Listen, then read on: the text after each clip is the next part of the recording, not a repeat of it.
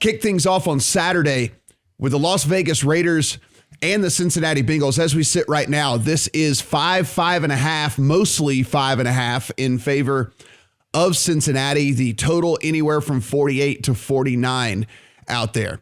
What we do know in this one, the Bengals, out of an abundance of caution, sat Joe Burrow, sat Joe Mixon last week. They only played Jamar Chase long enough for him to get the record, and then he sat on the sidelines along with a lot of other guys who didn't play very much last week at all. We know the Raiders had to go into overtime nearly every single second of overtime, play a long overtime game, and get into the playoffs with that last second field goal over the Chargers.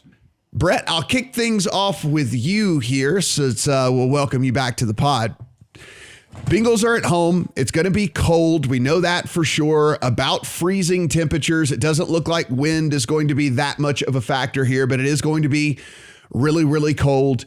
It is a Raiders team coming off of a pretty emotional victory there that sends them into the playoffs. Did have to play an extra 10 minutes because they went the whole time in overtime. And then you have a lot of the starters on the Bengals who didn't play at all last week. Yeah, well, it would have been great to get 6.5 on the Raiders early this week. So, some influential groups got in early and grabbed that number. And like you said, now it's trending towards 5.5, 5. And that's where I think this should be, certainly south of 6. And it doesn't have to do as much with the fact that I believe that the Raiders are a good team and deserve to be here. But this is more about matchups for me. I love how the Raiders match up, especially in the trenches with this Bengals offensive line that has really struggled to protect Burrow all season against a Raiders pass rush that is just so unique because they don't blitz. They can get pressure without sending several linebackers and safeties. They only blitzed on 12% of defensive snaps this season, which gives the quarterback a very different look than he's seen all year. Of course, Burrow did see this Raiders defense early in the year, but just a strange game where the Bengals only averaged 4.1 yards per play. They just ran Mixon for 30 carries, and that might work here again, but that's not where the Bengals are at their best. This is a team that won games when they aired it out, and I think the Raiders can take that away, or at least tone down the Bengals' ability to get pressure or to get explosive plays down the field. I think they'll be able to get pressure on Burrow and keep those big plays from happening. So that's the key for me here. I see this as a big trenches game. I think the Raiders have a legitimate shot at winning this game, and that's my play. I wish I could have gotten an better number early, but I like the Raiders money line. You can find a plus 190 here as of Friday morning. Vegas continues to sneak up on good teams as dogs, and I like the spot because of some of the matchups I'm seeing on the field.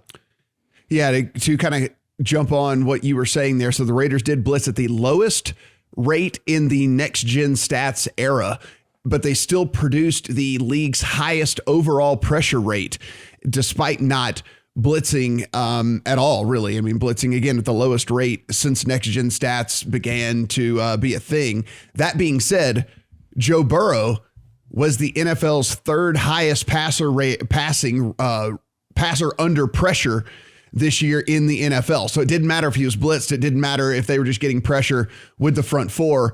Joe Burrow was awesome under pressure, the third best passer in all of the NFL as far as passing under pressure this season. So, Brad, it is, I do agree with Brett in the standpoint that if the Bengals, I believe here, are to have success, then it's not banging Mixon into the line 25, 30 times. I do believe it is this offense and this team is at their best when Joe Burrow's throwing to, and I'll go ahead and stretch as far at this point as to say 4 weapons, because outside of Chase and Higgins and Boyd, Uzomah has really established himself as a really go-to good tight end who's made some really clutch catches, who knows how to move the chain. So in that passing attack, I'll go ahead and even say 4 weapons that he's got.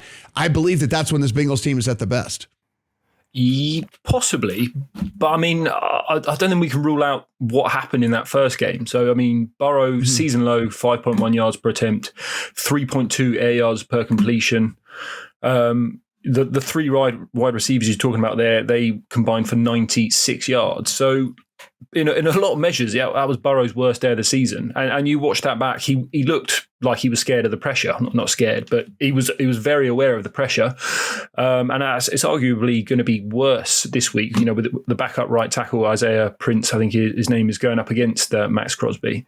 So, we think the Bengals thrive by throwing it downfield, but I do think they're probably going to struggle again in this matchup. So, that would definitely push me towards the Raiders. My favoured way of playing it is probably first half. You spoke about the 90 snaps, 5 quarters last week, flying across country on a short rest. I would not be surprised to see that pass rush slow down in the second half. And then maybe Burrow does get it away. But Raiders plus 3.5 in the first half, that is one I have bet.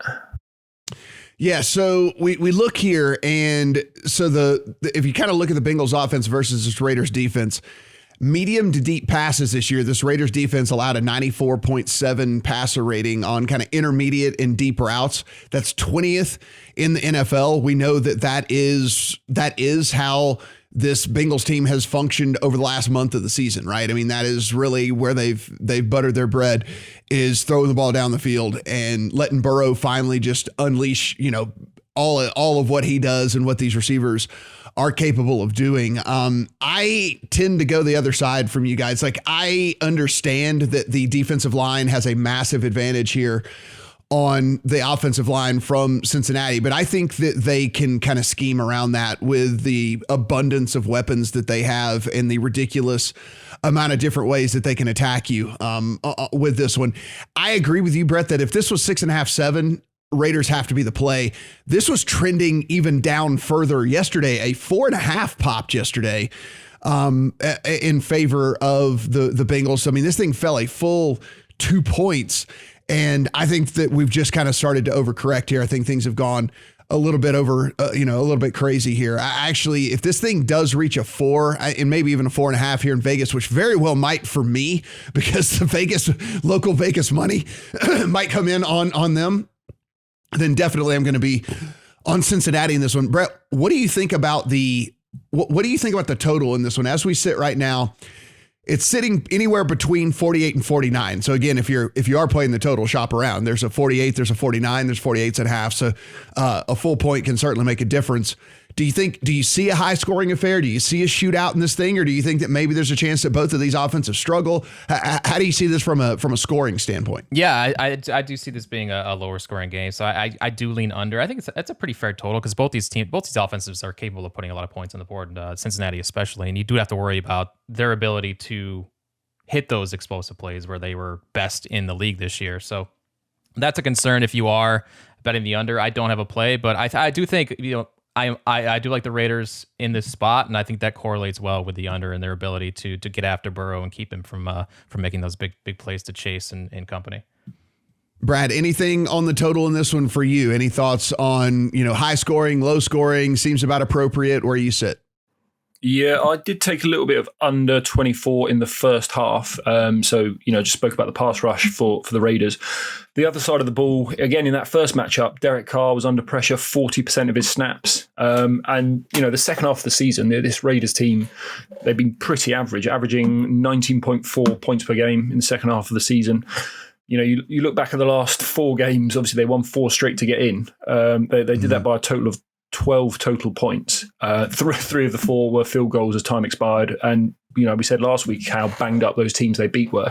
So they're not setting the world on fire either. And it does seem like the Bengals can get pressure as well. So under 24 first half, I thought, again, we got a little bit of wind, 10 to 50 miles an hour. It's going to be sub-zero.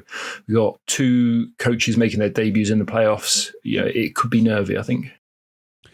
And Brett, would it be fair for me to say that if you kind of believe, judging from what I believe, that you think this game is going to go, Burrow has a 261.5 passing prop in this one.